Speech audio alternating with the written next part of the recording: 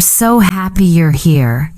This is the very first episode of our English listening and speaking masterclass, your personal journey from B1 to C2 fluency. If you're ready to speak English naturally, confidently, and fluently, you're in the right place. So, before we begin, make sure you hit that like button, subscribe, and tell me in the comments, what's your biggest dream with English? Do you want to study abroad, work in an international company, or just speak without fear? I'd love to know. Now take a deep breath and relax. This podcast is your space to practice English the natural way. No stress, no pressure, just real English, spoken slowly and clearly to help you build your listening, speaking, and confidence step by step. Let me ask you something. Have you ever tried to speak English, but suddenly your mind went blank? You knew the words, but they just disappeared? Don't worry, we've all been there. I've seen so many learners freeze when it's time to talk. But here's the secret. Fluency isn't about speaking fast or knowing thousands of words. It's about feeling comfortable in English. It's about connecting ideas, emotions, and rhythm. And that's exactly what we'll practice here together. In this first session, we'll start by building a natural English flow. I'll share some simple but powerful phrases that native speakers use every day, and we'll practice speaking them out loud. You'll repeat after me, and you'll start to feel how English moves, how it sounds, how it breathes. Ready? Let's begin. Repeat after me. How's it going? Repeat. Not bad, thanks. How about you? Repeat. Pretty good. Just busy as always. Repeat. Perfect. That's how real English sounds in daily life. Notice how smooth and relaxed it feels. It's not robotic, it's natural, connected, human. Now, let's go deeper. Imagine you're meeting a friend after a long time. You want to sound warm and friendly. You could say, "Hey, it's been a while. How have you been?" Try saying that aloud with me. "Hey, it's been a while. How have you been?"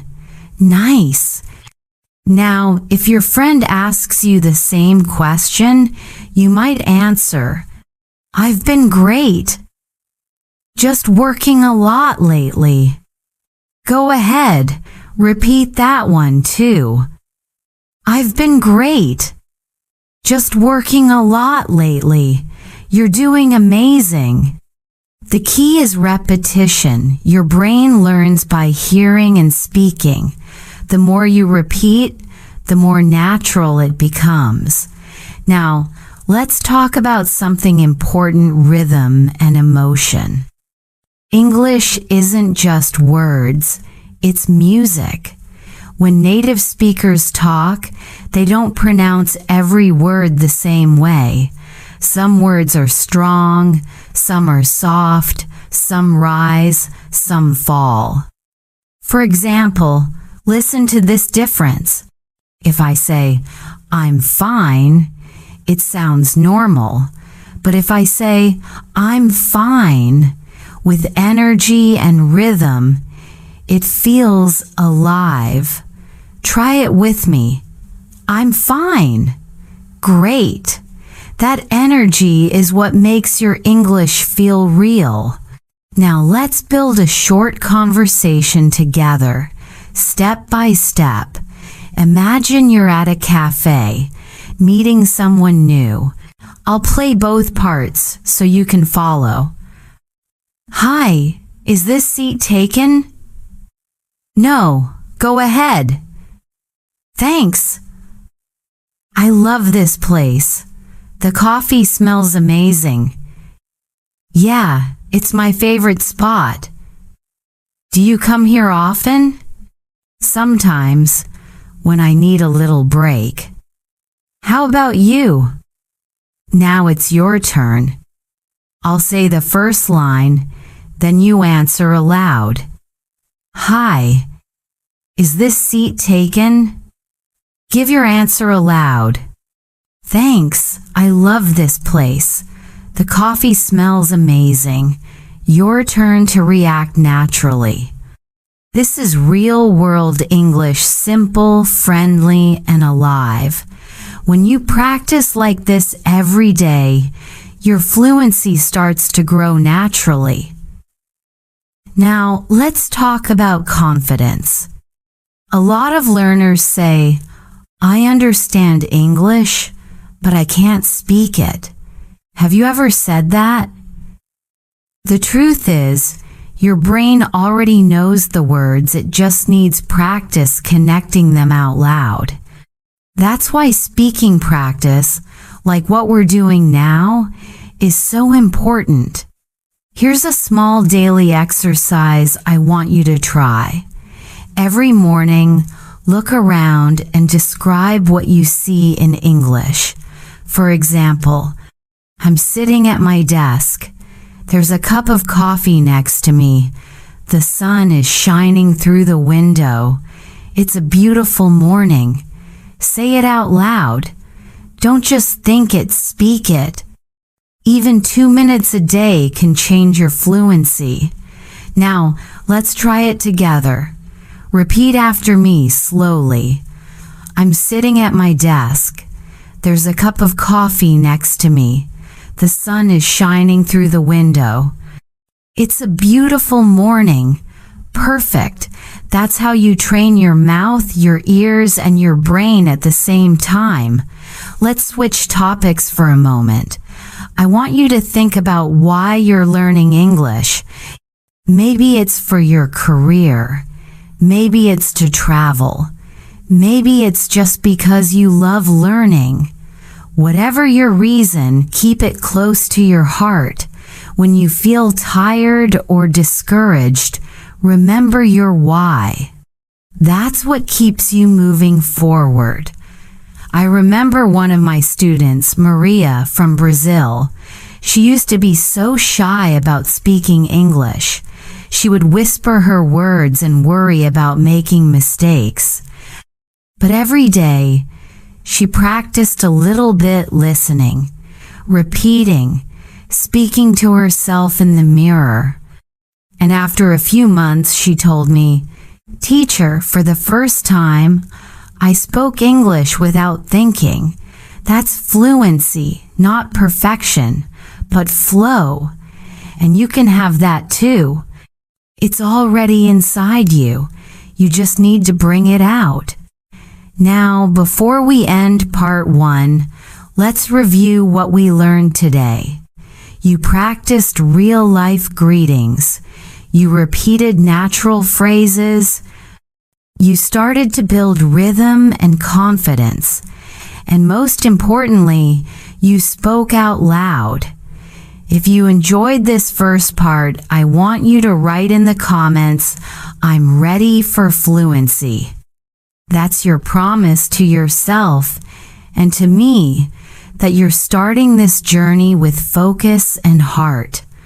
I'm so glad you're here again.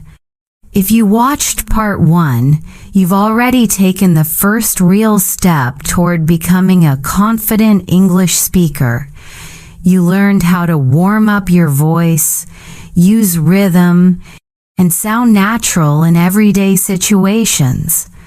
Now, in part 2, we're going deeper.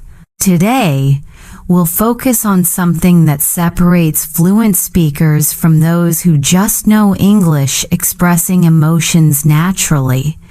Because fluency isn't only about grammar or vocabulary, it's about connection. It's about making people feel your words. Think about your favorite movies or podcasts. Why do they sound so real, so alive? It's because the speakers use emotion, tone, and rhythm. English has music in it, and once you learn to hear and feel that music, your speaking will change forever. Let's start with something simple. Imagine this situation. You meet your friend after a long day. They ask, "How are you?" But your answer depends on how you feel. Listen to these 3 examples. First, when you're happy, "I'm great. Today was amazing." Now when you're tired, "I'm okay. Just a little exhausted." And when you're upset, "Honestly, not so good. It's been a rough day." Can you hear how emotion changes your voice? Try repeating each one with me, not just the words, but the feeling behind them. "I'm great. Today was amazing." Repeat after me. "I'm okay. Just a little exhausted." Your turn. "Honestly, not so good. It's been a rough day." One more time. Beautiful. You see, English fluency comes alive when your voice matches your emotion. Now, let's practice reacting naturally. Imagine your friend says something surprising. How would you respond in English? Maybe you'd say, "No way! Are you serious? You're kidding! Wow, that's crazy! Let's do that together." Say each phrase with energy. "No way! Are you serious? You're kidding! Wow, that's crazy!" Perfect. These short reactions are what make conversations sound natural. Without them, speech can feel flat or robotic. Now, let's move to another emotional situation showing sympathy or kindness. Imagine your friend says, "I failed my exam." You wouldn't just say, "Oh." You'd say something like, "Oh no, I'm so sorry to hear that. That must be really hard. Don't worry, you'll do better next time." Repeat after me. "Oh no, I'm so sorry to hear that. That must be really hard. Don't worry, you'll do better next time." See how warm and human that sounds? That's what English fluency is, not perfect grammar, but connection. Let's take a short pause. Think about a time when someone comforted you in English, or maybe when you wished you could express care to someone but didn't have the right words. How would you say it now? I want you to try forming your own sentence. Speak it aloud, even if it's simple. That's your practice moment. All right, now let's talk about something interesting, how tone changes meaning in English. Listen carefully. If I say, "Really?" with a rising tone, it means surprise or interest. But if I say, "Really?" with a flat tone, it can mean disbelief or even sarcasm. Tone completely changes the emotion. Let's practice that together. First one, curious. "Really?" Now flat. "Really? Excellent." This kind of emotional awareness will make you sound so much more fluent. Now, let's move to a short role play. I'll play 2 voices, one curious, one friendly, and you can follow along. "Hey, guess what?" "What? I just got promoted." "No way, that's amazing." "Congratulations, thanks." "I'm so happy right now." Now, let's do it again, and this time, you play one of the parts. When I pause, jump in and say your line naturally. "Hey, guess what?" You say, "What?" I just got promoted. Your turn. React naturally. Thanks. I'm so happy right now. How did that feel? That's real conversation practice. You're training your brain to respond, not just translate. Now, let's talk about energy.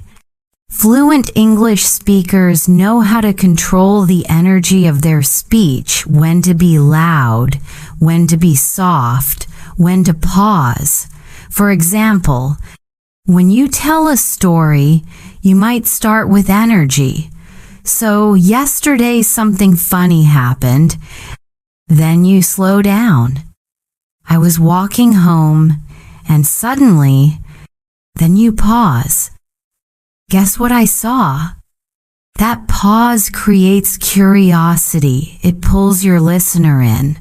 Fluency isn't just about speed. It's about flow. Let's practice storytelling rhythm together. Repeat this short story with me. So, yesterday something funny happened.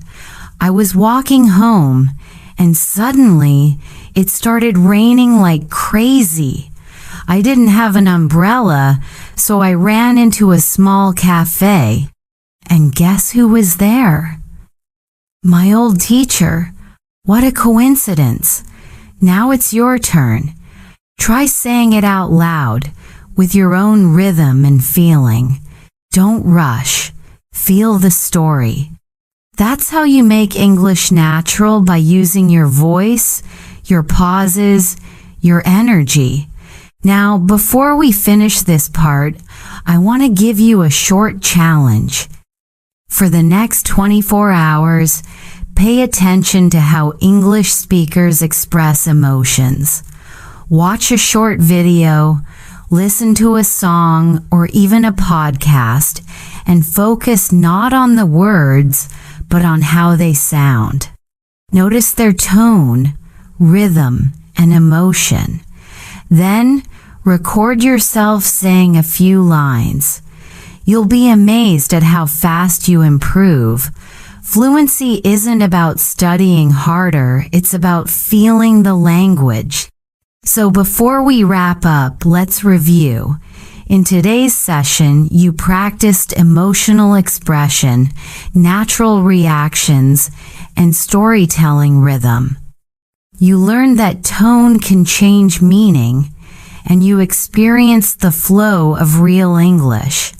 If you found this lesson helpful, I'd love to hear from you. Leave a comment below and tell me which expression or emotion was your favorite today. Maybe, no way. Or, that must be hard. I want to know which ones you'll start using in your daily life. And remember, your voice matters. Every time you practice, every time you speak out loud, you're getting closer to your fluent self. You're doing great, truly. If you've made it to part 3, that means you're serious about improving your fluency, and I'm proud of you for that. In the last part, we practiced expressing emotions naturally, learning how tone, rhythm, and pauses make your speech sound alive. Today, we're going to work on something incredibly powerful, something that can completely transform the way you speak English. Today's topic is how to think in English. Have you ever noticed that when you try to speak English, your brain wants to translate from your native language first? You think of the idea in your language, then you try to turn it into English, and by the time you're ready to speak, the moment has already passed. That's okay. Everyone starts there. But to reach real fluency B2, C1, even C2 level, you must train your mind to think in English directly, and that's what we'll do today. Let's start simple. Imagine you wake up in the morning. What's the first thing you do? Maybe you open your eyes and think, ugh, I'm still tired, or time to get up. Now, instead of thinking that in your language, practice saying it in English in your mind. I'm still tired. Time to get up. Let's go brush my teeth. You can do this for everything you do in your daily routine. When you make coffee, think, I need some coffee. When you look outside, say, it's a beautiful day. When you can't find something, say, where's my phone? These short, simple sentences are the beginning of thinking in English. Let's practice together right now. I'll describe a short morning routine, and you'll repeat each line with me, thinking in English the whole time. Good morning. Time to get up. I'm so sleepy, I need some water. Let's open the window. Oh, it's cold today. I should make some coffee. Good. Now, try saying the whole sequence again on your own. Imagine the scene in your head. Don't translate, just feel it.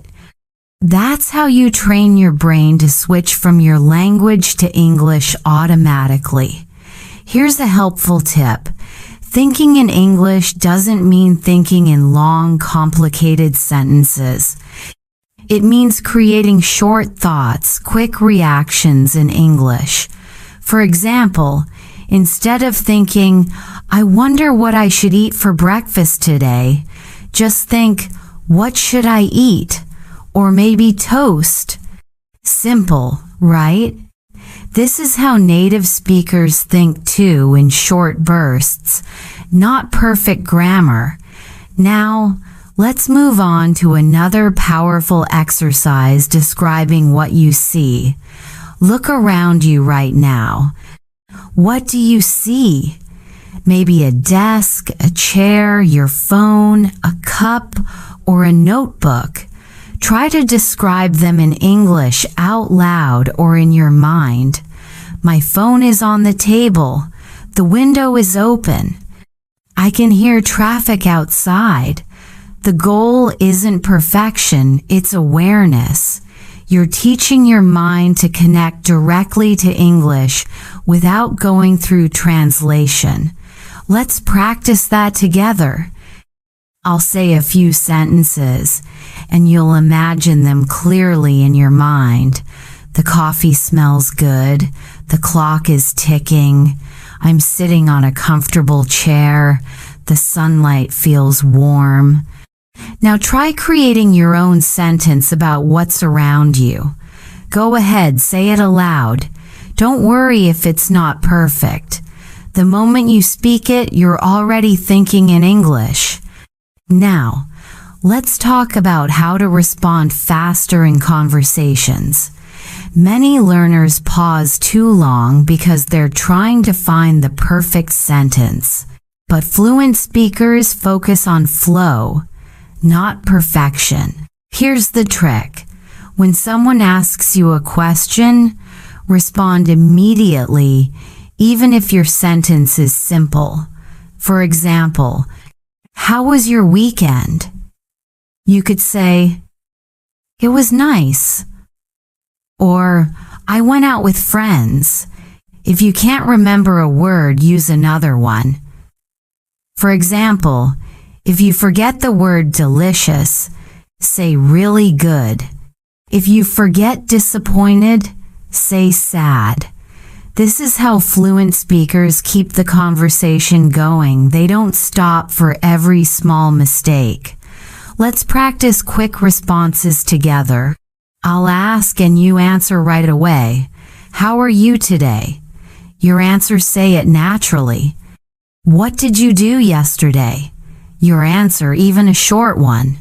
One haven't everyone friends did. What's your favorite food? Answer out loud. Do you like studying English? Of course you do, but say it out loud. See? That's how your brain starts reacting in English. Now let's talk about another tool, shadowing. This is one of the best ways to think in English faster. Shadowing means you listen to a sentence and immediately repeat it almost at the same time. It helps your brain and mouth move together in English rhythm. Let's do a mini shadowing exercise. I'll say a short phrase, then you repeat it right after me. Ready? English is part of my daily life. I can express myself clearly. I don't need to translate anymore. I feel confident speaking English. Repeat these a few times. The goal is not to memorize, but to let English flow through your mind. Now, I want to share something personal with you. When I first started learning English years ago, I used to think in Vietnamese first and then translate. It was slow, tiring, and frustrating. But once I began thinking in English, describing what I saw, repeating short thoughts, shadowing native speakers, my fluency changed completely. So remember, your brain learns what you feed it. The more English you think, the faster your progress. Before we finish today's part, here's your practice challenge. For the next 24 hours, choose one daily activity, maybe your morning routine, your commute, or cooking dinner, and describe everything you do in English, out loud if possible, or silently in your head. Say things like, I'm chopping vegetables, I'm washing my hands, I'm sitting down to eat. It might feel strange at first, but if you do it daily, you'll stop translating. You'll start living in English. Now, take a deep breath. You've learned a lot today: how to think in English, how to react naturally, and how to describe your world. If this session helped you, I'd love to know what's one phrase or tip you're going to try today. Leave it in the comments. I'm so proud of you for making it to part 4 of this masterclass. You've already built a strong foundation. You've practiced thinking in English, reacting naturally, and describing your world using short, simple sentences. That's incredible progress. But today, we're going to take another big step forward. Today's focus is speaking with confidence and clarity. Now, let me ask you something. Have you ever spoken English and felt that people didn't fully understand you even though your words were correct? Maybe your pronunciation was fine, your grammar was okay, but somehow your speech didn't sound natural or clear. Don't worry, that's very common. The truth is, fluency isn't just about words or grammar. It's also about how you say things, your tone, your rhythm, your pauses, and your confidence. Think about this. When native speakers talk, they don't speak word by word. Their sentences rise and fall like music. That rhythm, that melody helps listeners follow the meaning and emotion behind the words. So today, we'll train your voice to sound clear, natural, and confident like a real English speaker. Let's begin with a small warm-up. Take a deep breath in and out. Now, relax your shoulders, open your mouth slightly, and let's repeat a few simple sentences together. I can speak clearly. My voice is strong and calm. I feel confident when I speak English. Say it again, but slower. I can speak clearly. My voice is strong and calm. I feel confident when I speak English. Good. Do you notice how you sound more relaxed already? Speaking fluently is not about rushing. It's about balance, speed, rhythm, and control. Now, let's talk about intonation, the rise and fall of your voice. Imagine you're asking a question. Do you like coffee? Your voice rises at the end. Try it. Do you like coffee? Now, make a statement. I like coffee. Your voice falls at the end. That's the natural melody of English. When you use it correctly, your speech becomes more expressive and easier to understand. Let's practice a few examples together.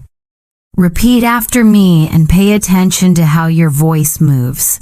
Are you ready? Your voice rises. Yes, I'm ready. Your voice falls. Do you like learning English? I love learning English. Are you tired? Not really. That's perfect. The goal here is not just pronunciation, it's connection. When your voice moves naturally, people connect with you emotionally. Now, let's talk about pauses, one of the most powerful tools in speaking fluently. Many learners think that speaking fast means speaking fluently, but that's not true. Even native speakers pause often. Pauses give your listener time to understand.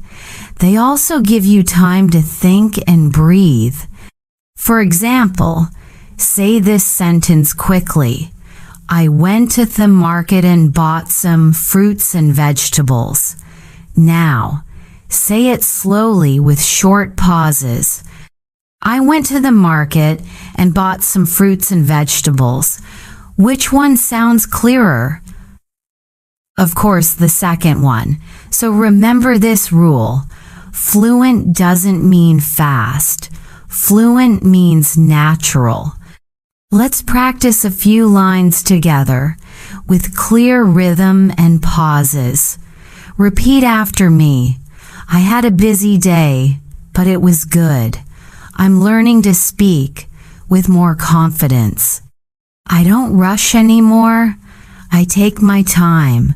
Very nice. Feel how calm and natural that sounds. Now, let's talk about confidence, something that's deeply emotional. Many learners know English well but feel shy or scared when they have to speak.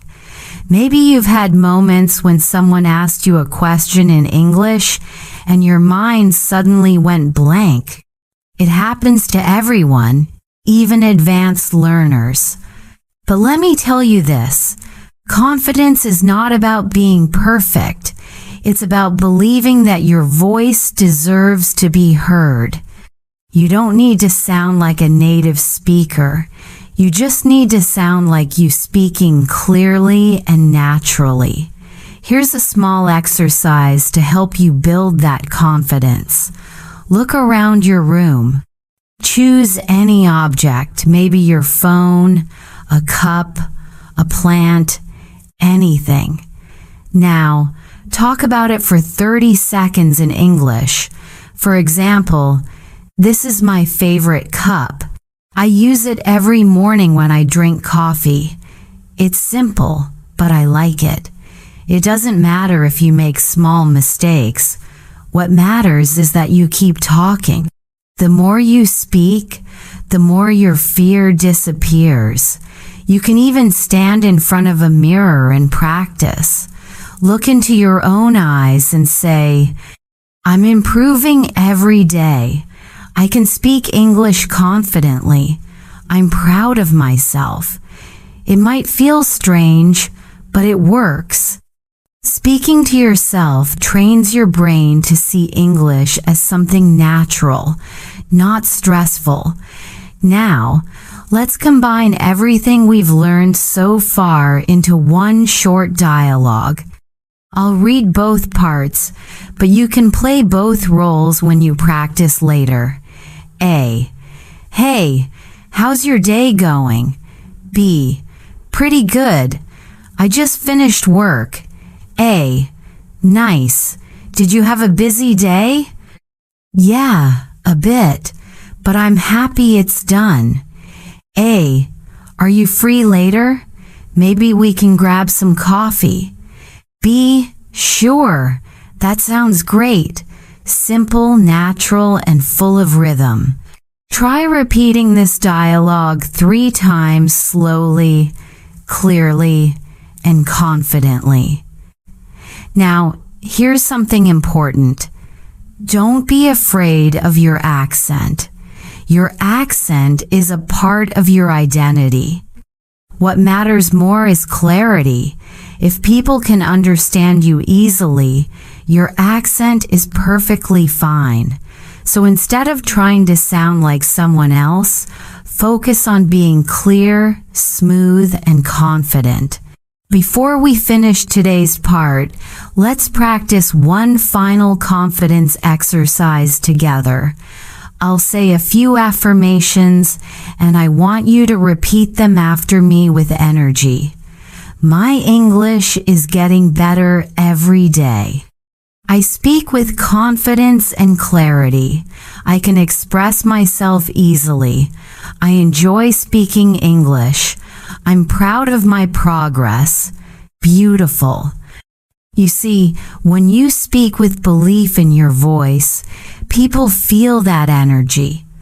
So your challenge for today, record yourself speaking for 1 minute in English. Choose any topic your day, your favorite movie, your plans for the weekend, and focus on clarity, tone, and pauses. Listen to it and notice your rhythm. You'll be surprised how much progress you've made. And remember, don't judge yourself. Every time you speak, you're growing. Now, I'd love to hear from you in the comments. Tell me, what's one thing that makes you nervous about speaking English? And how do you plan to overcome it? I'd love to read your thoughts. I'm so happy to see you here again. You've already come such a long way in your English journey. You're not just learning words anymore. You're learning how to speak like yourself in English, with confidence, clarity, and emotion. In the last part, we focused on your tone, rhythm, and pauses, all the small details that make your speech sound natural. But today, we're taking it one step further. Today's focus is real-life conversations, how to sound fluent and confident when you speak with people in real situations. Let's start with something simple. Imagine you're meeting someone new. How do you usually start a conversation? Most people just say, "Hi, how are you?" But native speakers often use many other natural ways to say hello or start small talk. Let's practice a few together. I'll say them slowly. Repeat after me. Hey, how's it going? What's up? Good to see you. How have you been? Long time no see. You see, these sound warm and natural. You don't have to sound robotic. You can smile, relax, and let your tone show your personality. Now let's add some natural responses. When someone says, "Hey, how's it going?" you can say, "It's going great, thanks." "Not bad, how about you?" "Pretty good, just busy these days." Try repeating those. Feel the rhythm, feel the flow. Speaking fluently is not about memorizing long sentences. It's about mastering short, powerful expressions that keep the conversation going. Let's imagine a short dialogue together. Repeat it with me, line by line. A. Hey, what's up? B. Not much. Just relaxing. How about you? A. Same here. I had a long day at work. B. Oh, really? What happened? A. Just a lot of meetings. I'm happy it's finally over. You see, it's short, simple, but it sounds natural and friendly. That's how real English works. Now, let's talk about reacting naturally in conversations, because this is where many learners sound a bit too formal. For example, when someone tells you something interesting, don't just say, okay, or I see. You can react the way native speakers do. Let's practice some natural reactions together. Repeat after me. That's awesome. Really? That's crazy. No way. Oh, I didn't know that. Wow, that's interesting. Good for you. These short reactions make your English sound alive. You're not just speaking, you're connecting. Let's put those reactions into a quick scene. A. Hey, guess what? I got a new job. B. That's awesome. Congratulations. A. Thanks. It's been such a busy week. B. I can imagine. How's it going so far? A. Pretty good, actually. The people are nice. B. That's great to hear. Do you feel how smooth that sounds? Conversations in English are like ping-pong quick exchanges of short, natural sentences. Now, let's practice showing interest when talking to someone. This is very useful in friendly and professional situations. For example, if someone says, I started a new project, you can say, oh, really? What kind of project? Or if they say, I went to Japan last month, you can say, wow, that's amazing. How was it? You see, just asking one more question makes the conversation longer and more natural. Let's practice a few examples. Repeat after me slowly. Oh, really? Tell me more about it. That sounds fun. How did it go? Wow, that's cool. What was your favorite part? Excellent. These little phrases help you sound curious and engaged like a native speaker. Now let's move to another common situation, talking about your day. This is something you'll use all the time in real life. Let's practice some natural ways to describe your day. I had a pretty good day. It was busy, but not too bad. I didn't do much today. Just stayed home. I had a lot of work to do, but I finished everything. It was one of those days, a bit stressful. These are the kinds of sentences native speakers use every day.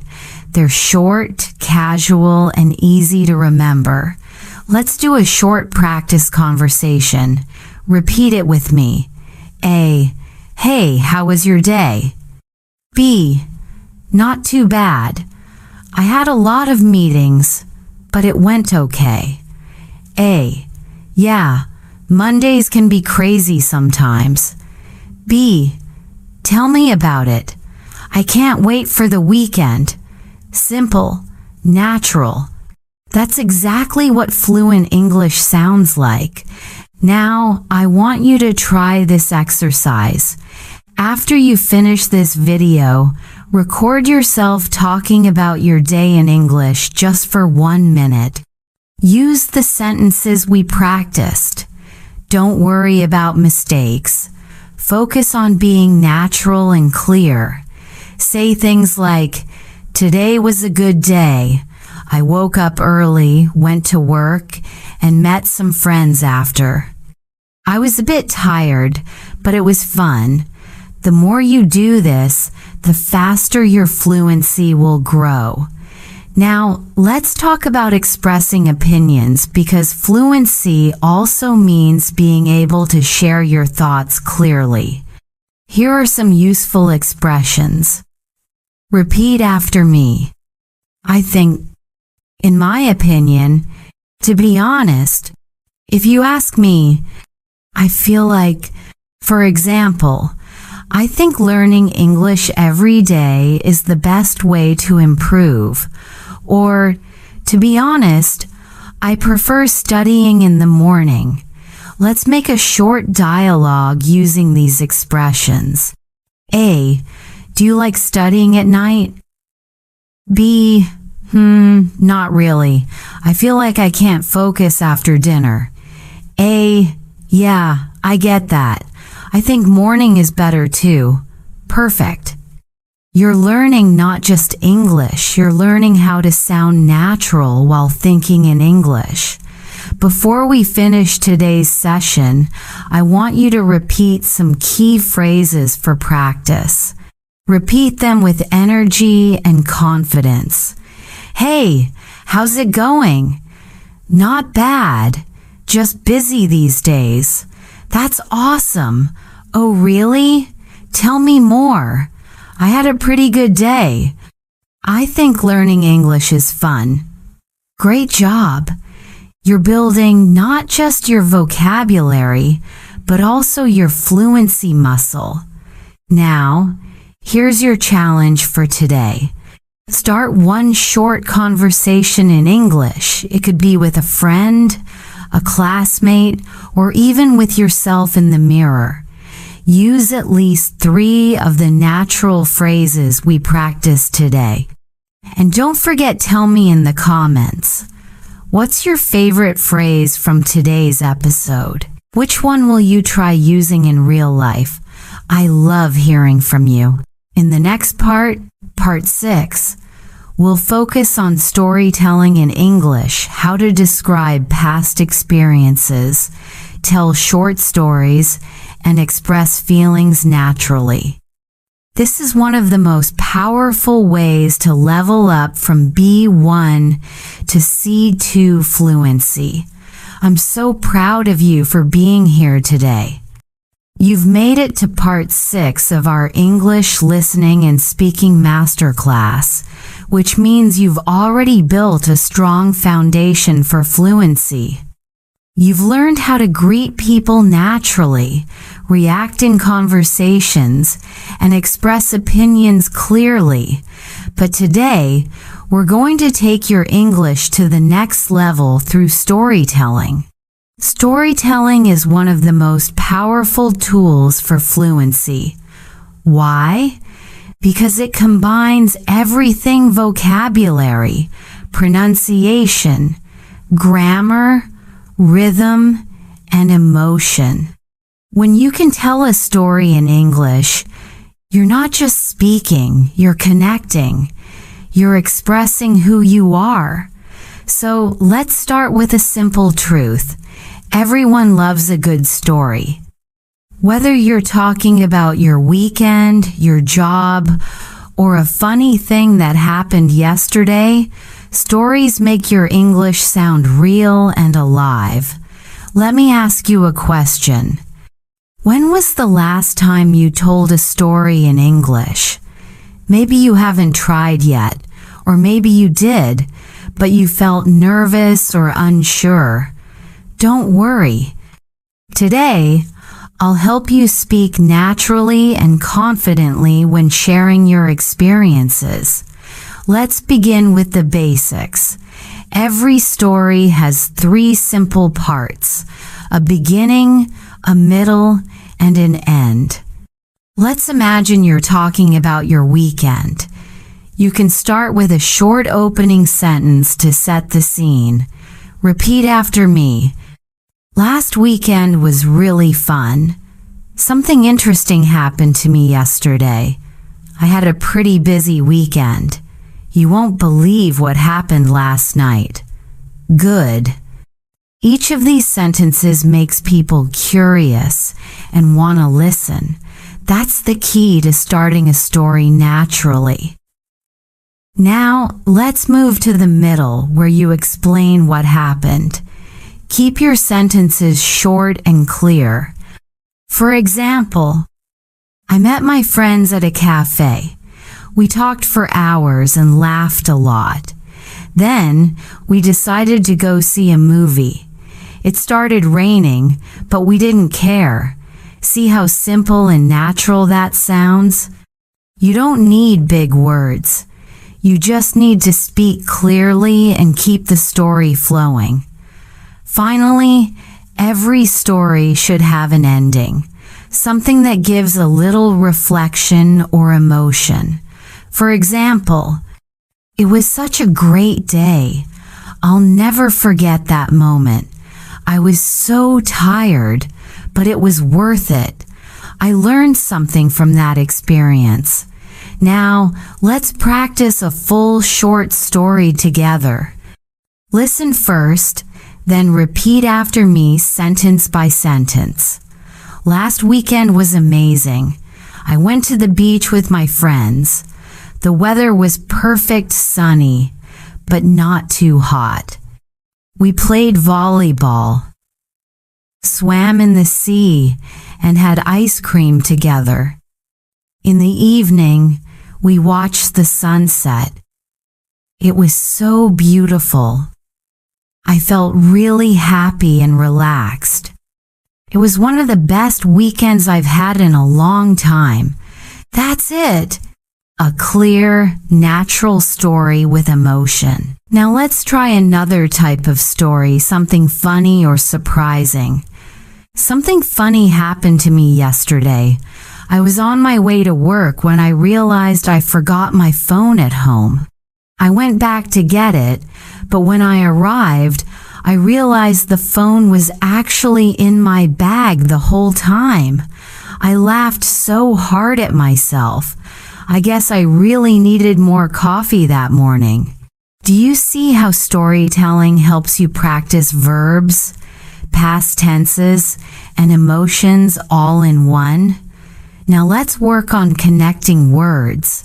These help your story flow smoothly. Repeat after me.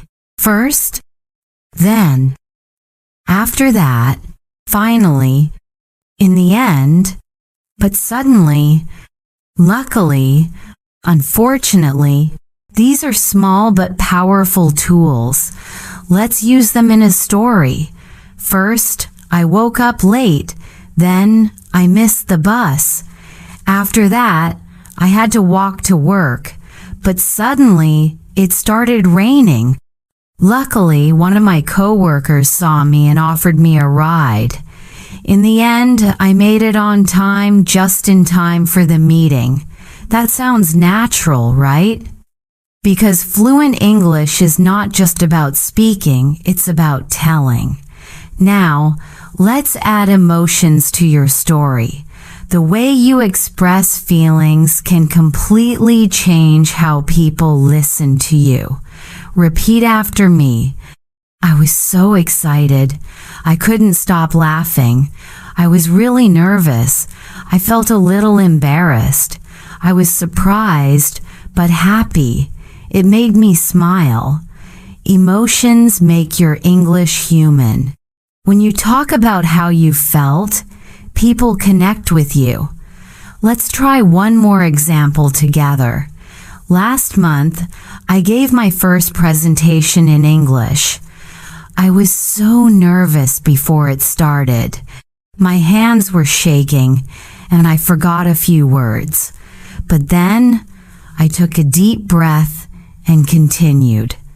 After a few minutes, I started to feel more confident. When it was over, everyone clapped. I felt proud of myself. It wasn't perfect, but it was a big step for me. That's the kind of story that shows growth and confidence. Now, here's a tip. Practice storytelling every day, even for 1 minute. Talk about something simple your morning, a funny moment, a dream, or a lesson you learned.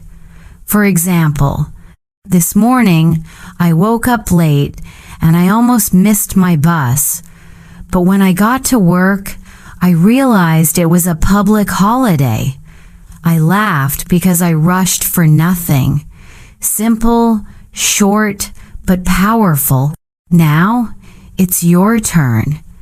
After this video, I want you to record yourself telling a short story in English, maybe about your weekend or something that happened recently. Don't read. Just speak naturally, like you're talking to a friend. You can even write your story in the comments below. I'd love to read them and see how you're practicing. And remember, don't worry about being perfect. Stories are not about perfection. They're about expression. Before we finish, let's repeat some useful storytelling phrases one more time. Last weekend was amazing. Something funny happened to me. Then we decided to go out. But suddenly, it started raining. In the end, it all worked out. I'll never forget that day. Perfect. You're doing so well. In the next part 7, we'll learn how to ask and answer questions like a native speaker, a crucial skill for real-life conversations and interviews. You'll discover how to sound natural, confident, and engaged when asking or responding in English. You've made it to part 7 of our English listening and speaking masterclass, and I'm really proud of you. You've learned how to tell stories, express emotions, and connect ideas naturally. That's already a huge step toward fluency. But today, we're going to focus on something even more important, asking and answering questions naturally in English. Why is this skill so powerful? Because every real conversation is built around questions. Questions keep a conversation alive. They help you show interest, understand others, and connect with people emotionally. So, let's start with something simple. When someone asks you a question in English, how do you usually respond?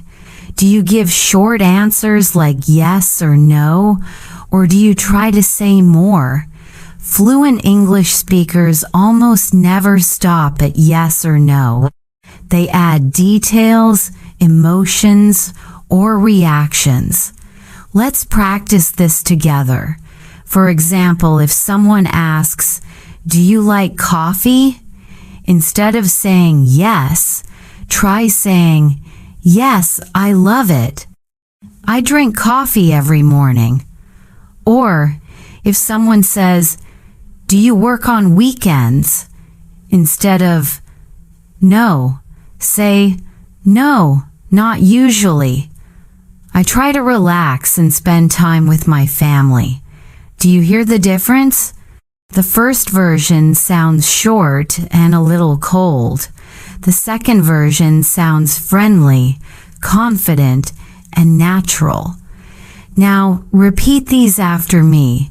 Yes, I love it. I drink coffee every morning.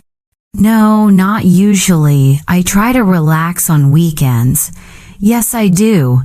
It really helps me stay focused. No, I don't, but I'd like to try it someday. Great job. You're already sounding more natural. Now, let's talk about asking questions. This is where many learners get nervous, but it's actually simple once you practice. There are two main types of questions: yes/no questions and information questions, also called WH questions. Yes/no questions start with helping verbs like do, does, is, are, or have. For example, do you like traveling? Are you busy today? Have you ever been to Japan? Information questions start with what, where, when, why, who, or how. For example, what do you usually do on weekends? Where did you grow up? How do you spend your free time?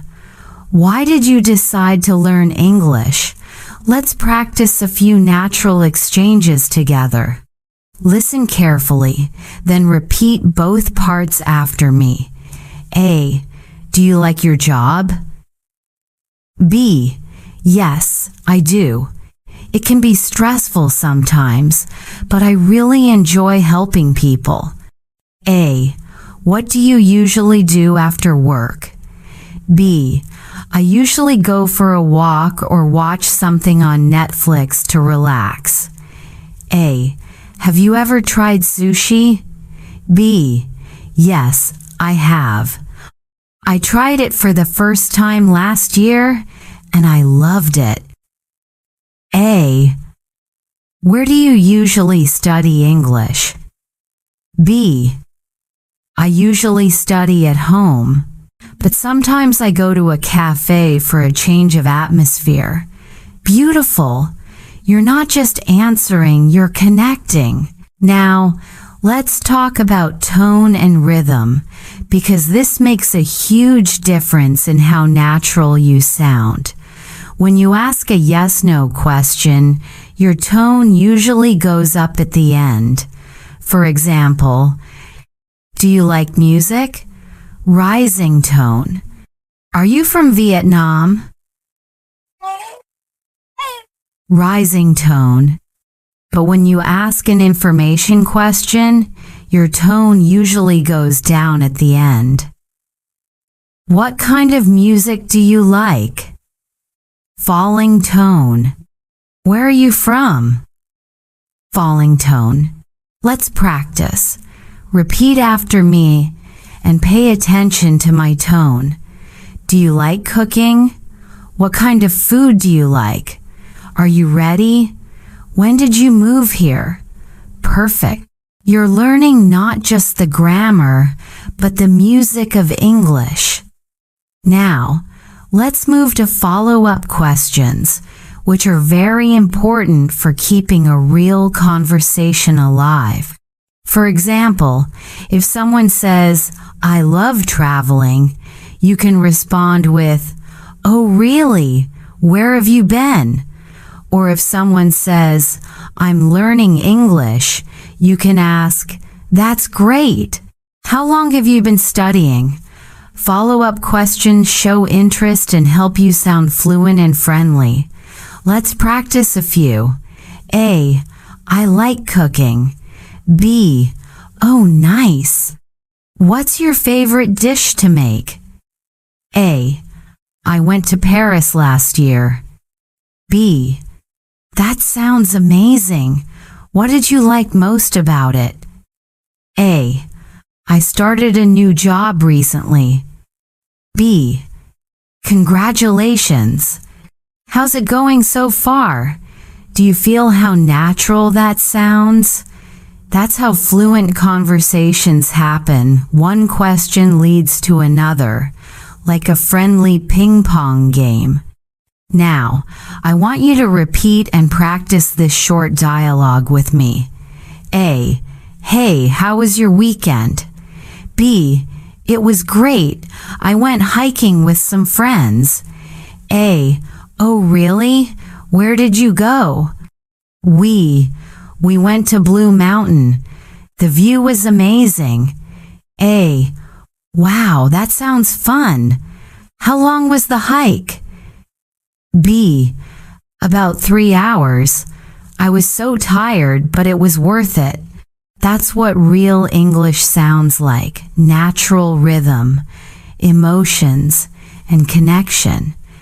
Now, let's practice one more fluency exercise.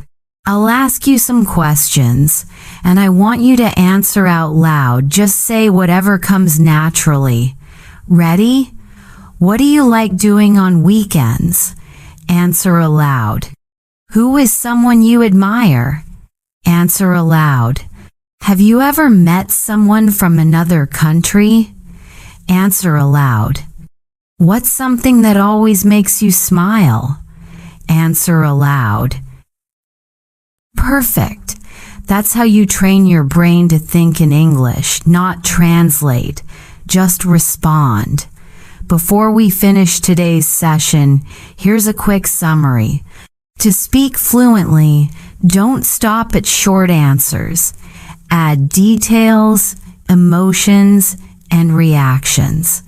To keep conversations alive, use follow-up questions. And to sound natural, pay attention to tone rising for yes-no questions, falling for WH questions. Now I'd love to hear from you. Write your answers to one of these questions in the comments below.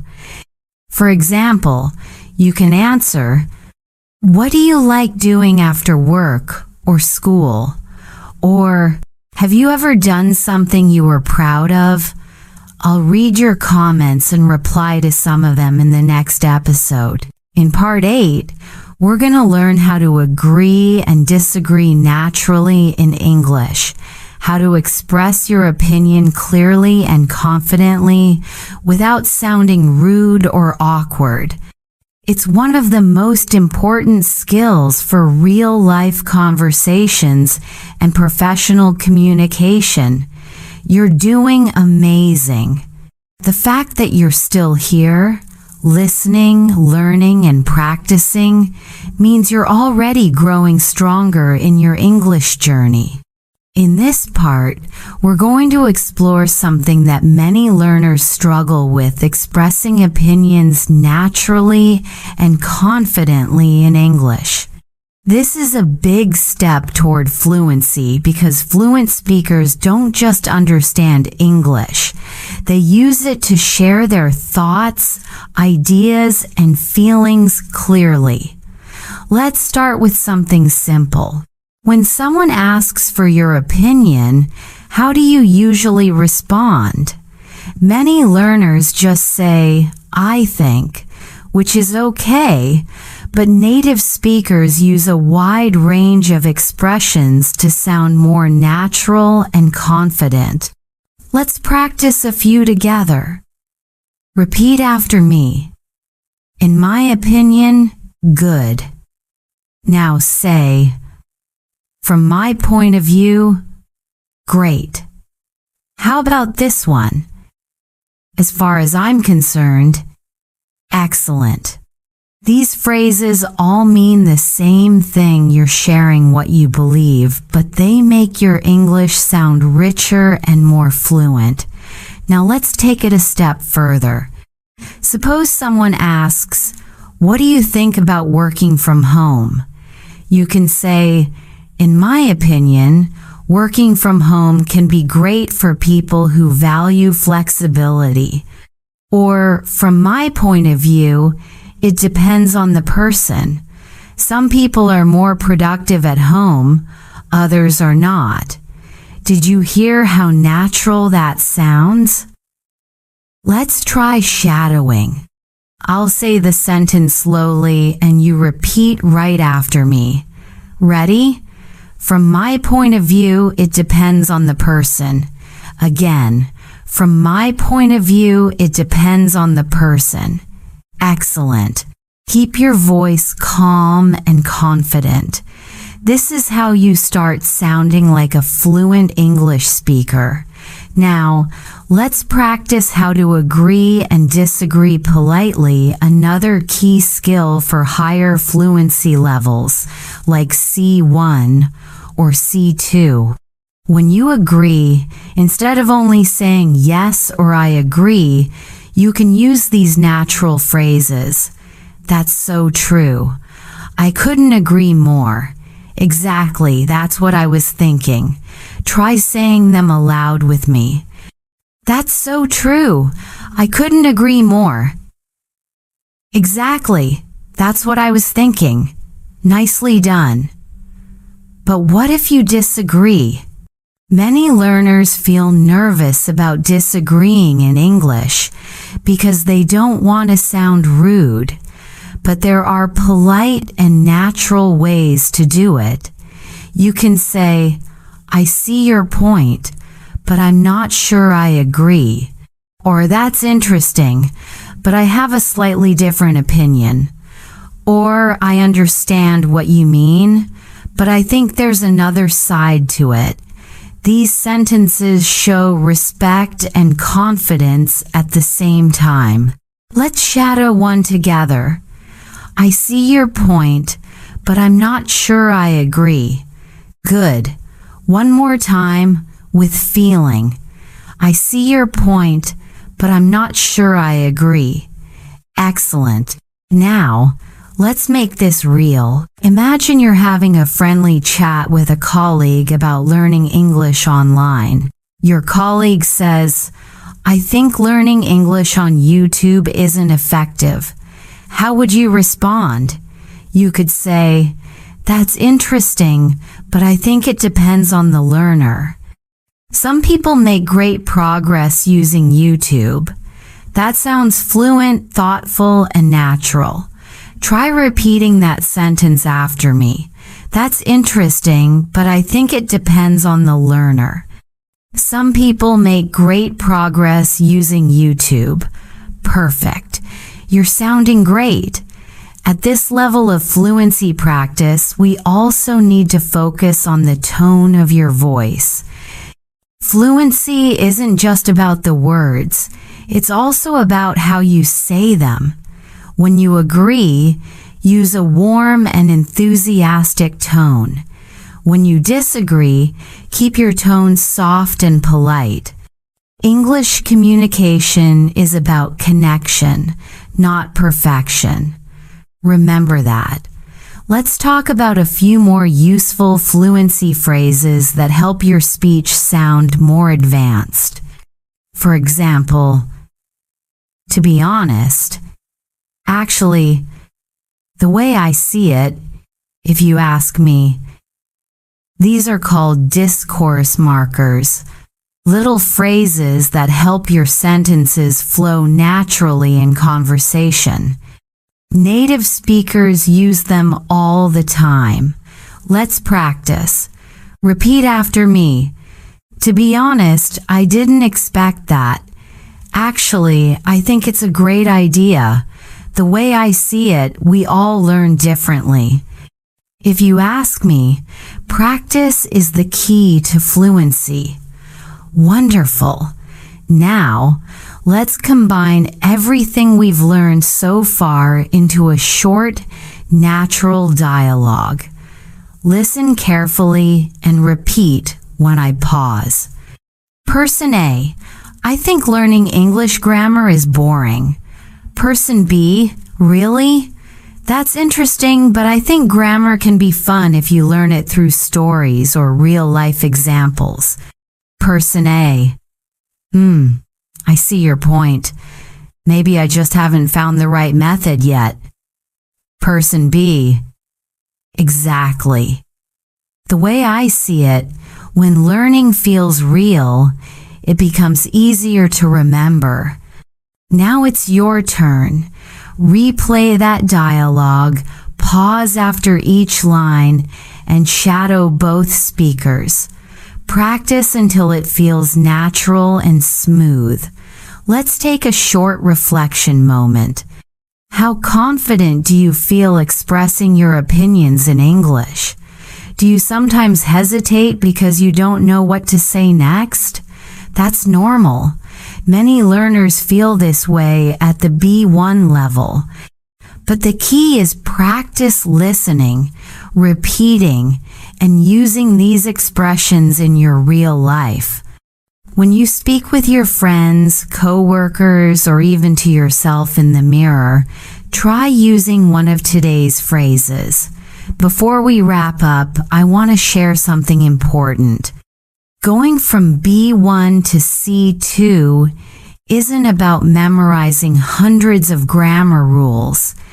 It's about building rhythm, emotion, and clarity in your speech. The more you use English to express your ideas, the more natural you become. So don't wait for the perfect moment. Just start speaking. Even if you make mistakes, mistakes are part of the journey. Every fluent speaker you admire once made the same mistakes you're making now. All right, let's review what we practiced today. How to express opinions, how to agree and disagree politely, and how to use natural linking phrases that make your English sound smooth.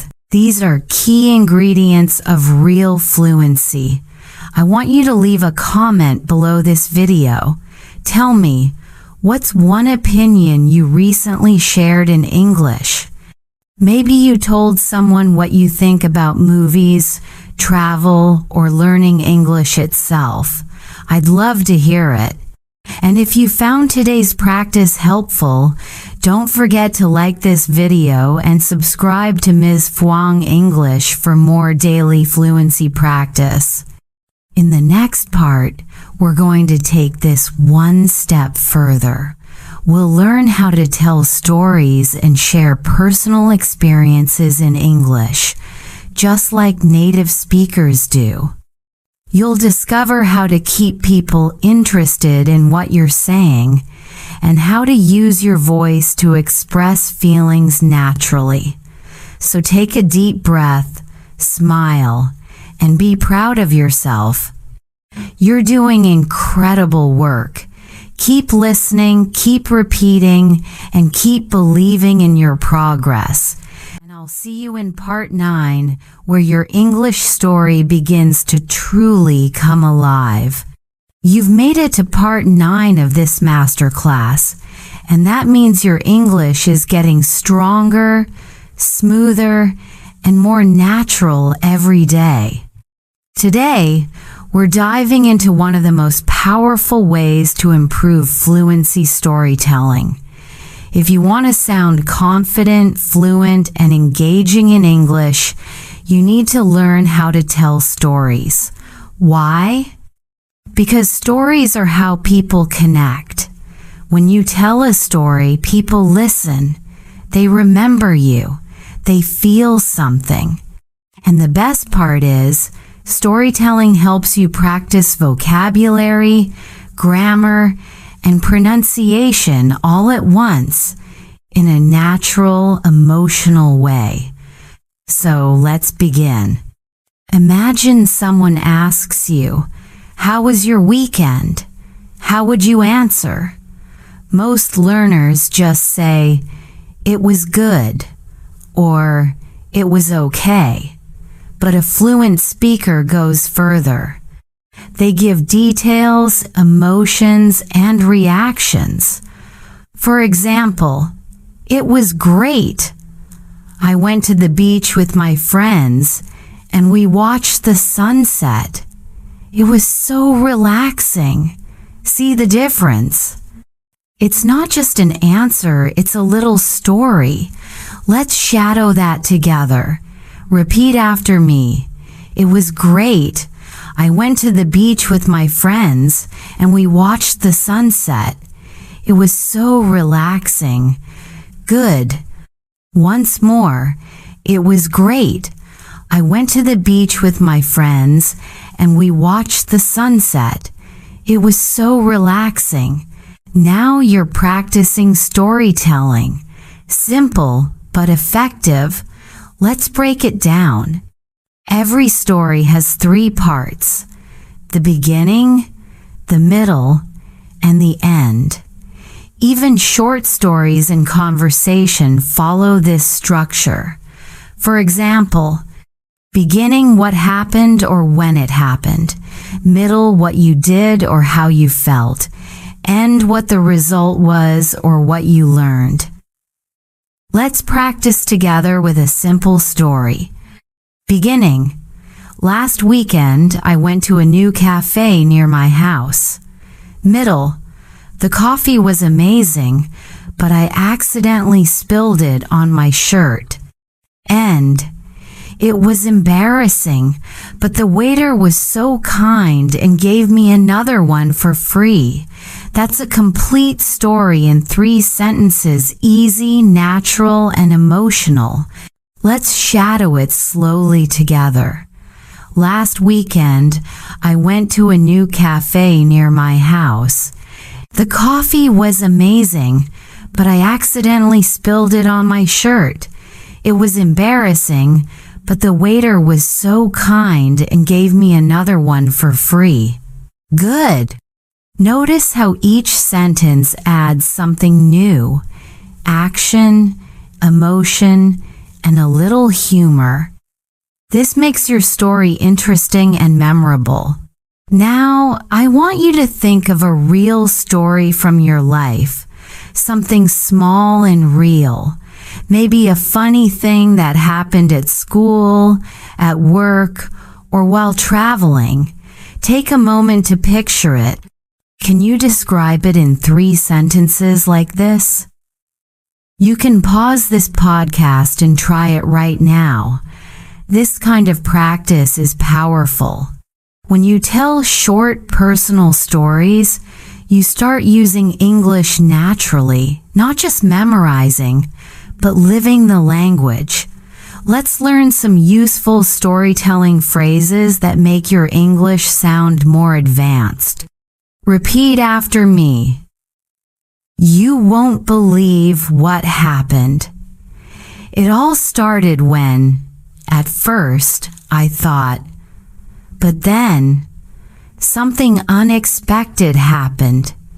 In the end, these expressions are perfect for making your stories flow smoothly.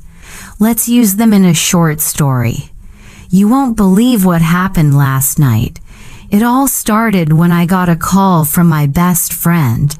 At first, I thought she just wanted to chat, but then she told me she had a surprise for me. In the end, she showed up at my door with cake and balloons for my birthday. I was so touched. Now you try shadowing it. Ready? Let's go line by line. You won't believe what happened last night. It all started when I got a call from my best friend. At first, I thought she just wanted to chat, but then she told me she had a surprise for me. In the end, she showed up at my door with cake and balloons for my birthday. I was so touched. Well done. That's real fluency, emotion, rhythm, and connection. When you tell stories, remember to use your voice naturally.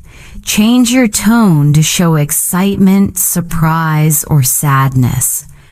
English isn't just about words, it's about feelings. When your voice moves, your listener feels engaged. Here's a tip. Record yourself telling a short story in English, then listen to it again. Do you sound flat or expressive? Are your sentences connected smoothly? This kind of practice builds awareness and helps you sound more confident each time. Let's talk about using time expressions in storytelling. These are small but powerful tools to make your stories clearer.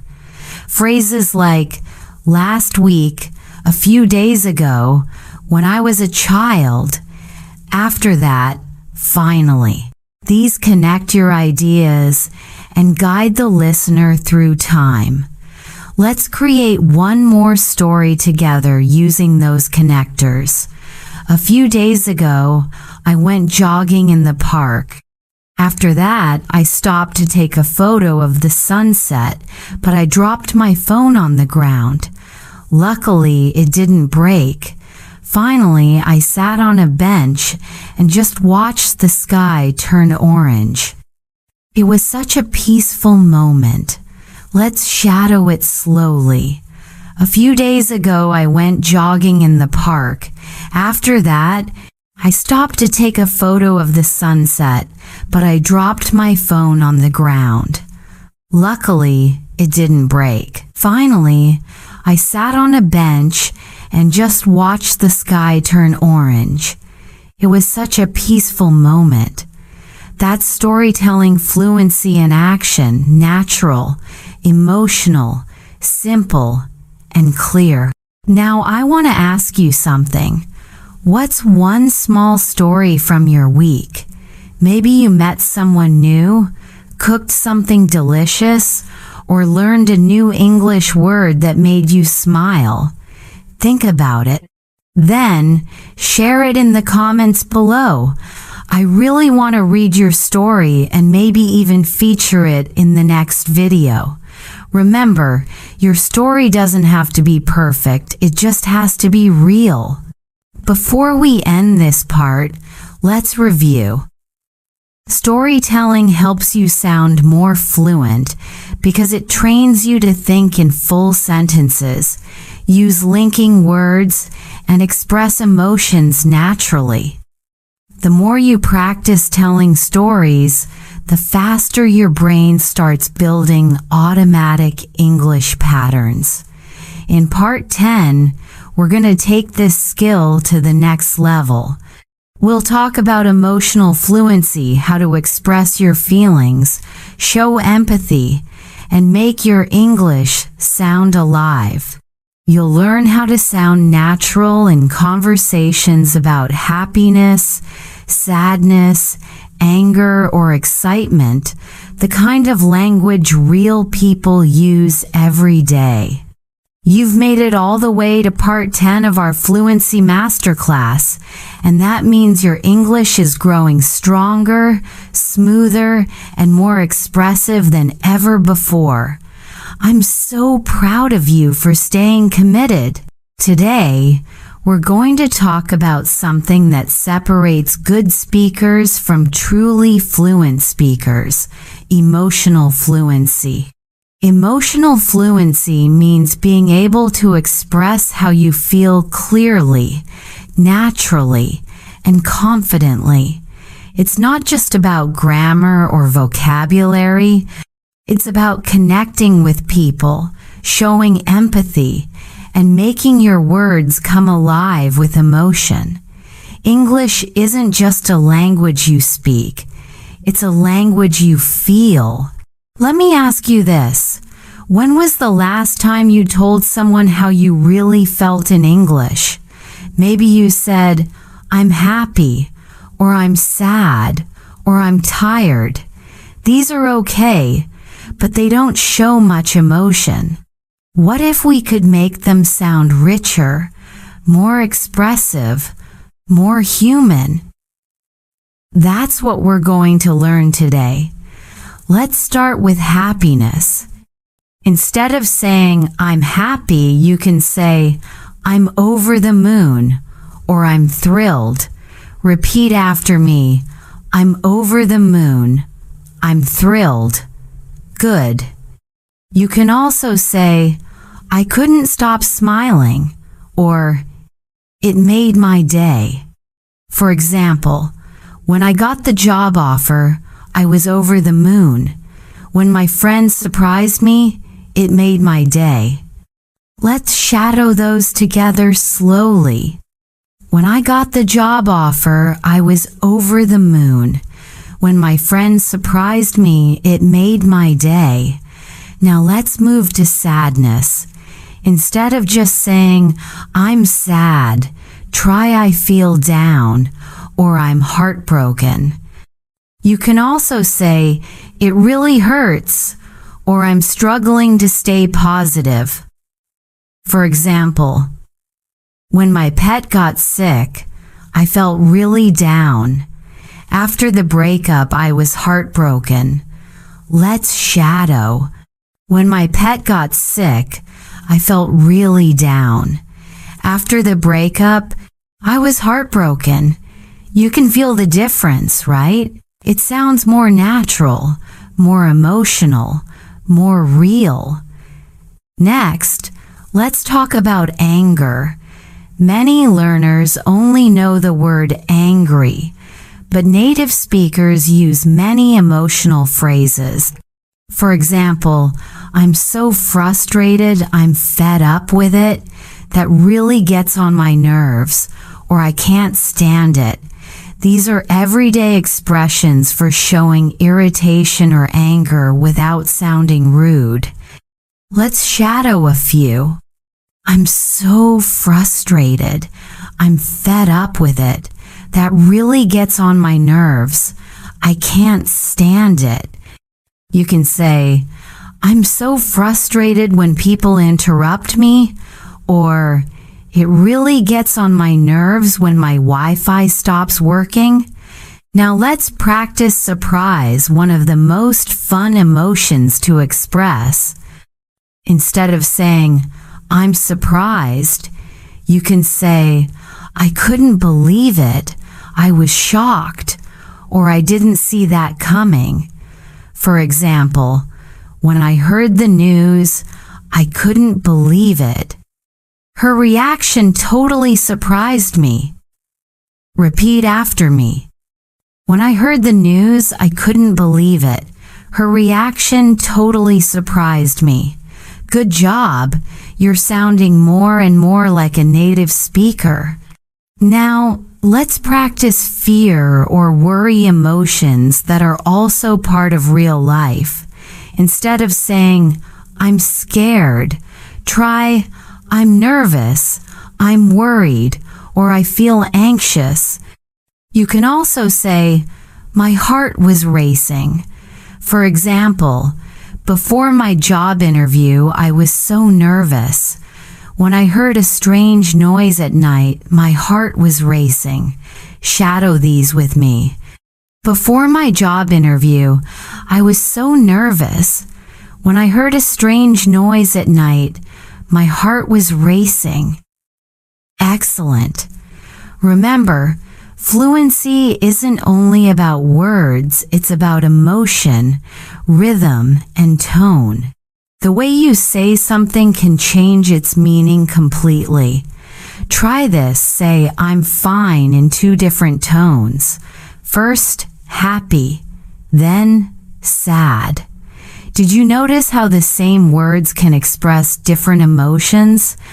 That's emotional fluency. Now, let's connect emotional fluency with storytelling, what we practiced in the last part. When you tell a story, emotions bring it to life. For example, at first I was so nervous about meeting new people, but then I started talking to someone who shared the same interests, and I felt really comfortable. You can feel how natural that sounds. Emotion adds energy and meaning. Let's shadow that together. At first, I was so nervous about meeting new people, but then I started talking to someone who shared the same interests, and I felt really comfortable. Good. Keep going. The more emotion you add, the more alive your English becomes. Now, let's practice a short dialogue that uses emotional expressions. Listen first. A. Hey, how are you? B. Honestly, I'm a bit stressed. I've been working non-stop this week. A. Oh, I get that. You should take a break and relax a little. Yeah, you're right. I think I'll go for a walk later.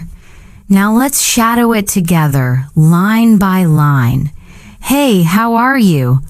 Honestly, I'm a bit stressed. I've been working non-stop this week. Oh, I get that. You should take a break and relax a little. Yeah, you're right. I think I'll go for a walk later.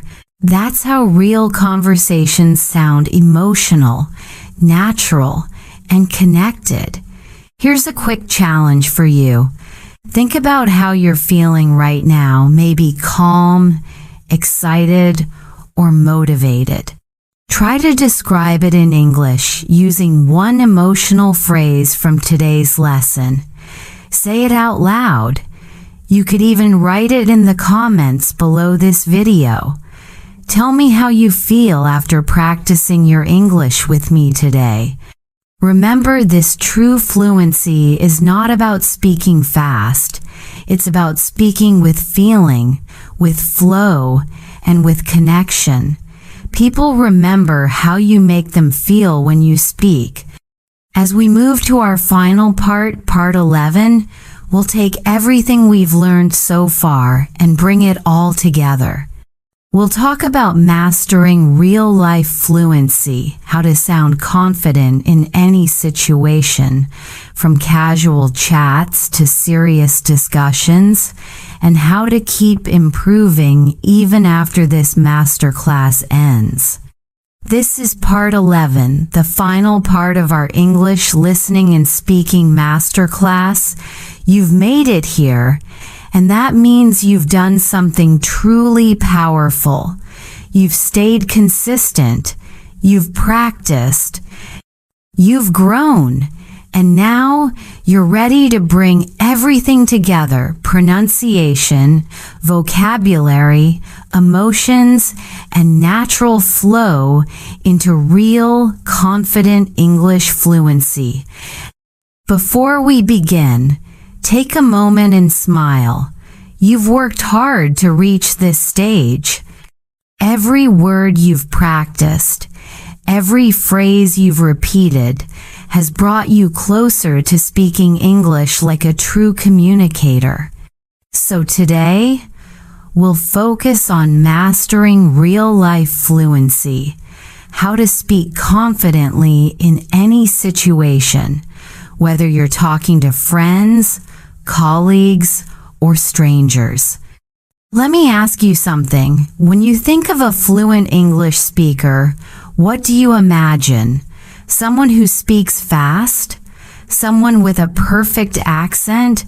Or someone who sounds natural, calm, and confident? Real fluency isn't about speed or perfection. It's about connection. It's about being able to think, feel, and express yourself clearly without fear. Let's start with one of the most common challenges: hesitation. Many learners say, "I know what I want to say, but I freeze. I can't speak quickly enough." Does that sound familiar? Here's the secret. Fluent speakers also pause. The difference is they pause with confidence. They use natural fillers and linking phrases to keep the flow going. Instead of going completely silent, use short expressions like, "Let me think.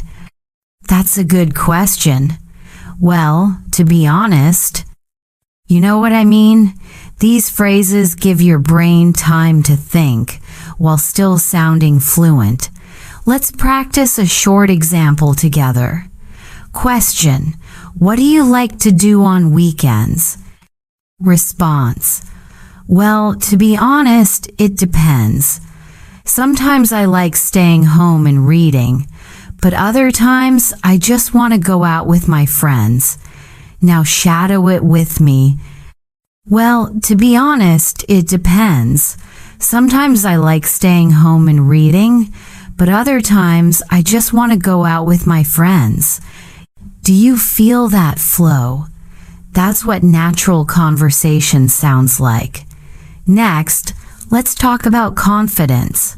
Confidence in speaking doesn't come from knowing every word in English. It comes from using the words you already know naturally and fearlessly. Think of English as a friend, not a test. When you speak, don't worry about being perfect. Focus on being understood. Try this. The next time you want to say something but forget a word, don't panic. Paraphrase it. Use simpler words.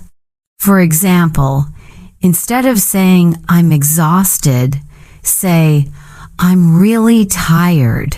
Instead of saying "I'm fascinated by astronomy," you can say "I really like studying the stars."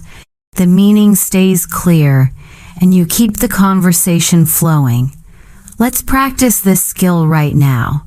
I'll give you a phrase, and you think of a simpler way to say it. Ready? Phrase 1. I'm absolutely delighted. How can you say it more simply? Maybe, I'm really happy. Phrase 2. I'm a bit disappointed. You could say, I'm a little sad. Perfect. See? Fluency is about flexibility, not fancy vocabulary. Now, let's focus on tone, the emotion behind your words. A fluent speaker adjusts their tone naturally, depending on the situation. Imagine saying, "Nice to meet you," to a new friend, versus saying it in a job interview. The words are the same, but your tone changes. That's the power of emotional awareness in English. Let's practice together. Say this phrase in a friendly tone. "It's great to see you again." Now say it in a calm, professional tone. "It's great to see you again." Feel the difference? Both are correct, but the energy changes. Tone is how you make your English sound alive and real. Now let's talk about listening, because speaking well starts with listening well. To reach C2 level fluency, you must train your ears. Listen not just for words, but for rhythm, tone, and flow. When you listen to native speakers in movies, podcasts, or conversations, don't try to understand every single word. Instead, listen for patterns. Notice how they connect ideas. Notice how they breathe, how they emphasize key words. Here's a small tip. Shadow short clips every day. Even 1 minute of shadowing can transform your speaking rhythm. You've been shadowing with me throughout this masterclass, and that habit alone can move you from B1 to B2, from B2 to C1, and beyond. Now let's bring everything together in one final conversation practice. I'll say the lines first, then you shadow them with me. A, "Hey, how's it going?" B, "Pretty good, thanks. Just been really busy with work lately." A, "I know the feeling. Sometimes it's hard to find time for yourself." B, "Exactly. I'm trying to balance everything, but it's not easy." A, "You're doing great. Don't forget to rest. Okay?" B, "Thanks, I'll try. Now let's do it together, smoothly and naturally. Hey, how's it going?" "Pretty good, thanks. Just been really busy with work lately." "I know the feeling. Sometimes it's hard to find time for yourself." "Exactly. I'm trying to balance everything, but it's not easy. You're doing great. Don't forget to rest, okay?" "Thanks, I'll try." That's everyday English. It's not about complex words. It's about rhythm, connection, and confidence. Before we close, I want you to remember this. Fluency is not a destination. It's a continuous journey. Every conversation you have, every video you watch, every sentence you speak, it all counts. You are already becoming fluent, step by step, word by word. Now I want to hear from you. In the comments below, tell me what's one thing you've learned from this masterclass that changed the way you speak English. Or maybe share your favorite phrase from any of the lessons. I read every comment, and I love hearing your stories. And if you found this series helpful, don't forget to like this video, subscribe, and share this podcast with your friends who are also learning English. You can practice together. That's one of the best ways to grow faster. Remember, you don't need to be perfect to be fluent. You just need to be brave enough to speak. Keep practicing. keep shadowing, and keep listening with your heart.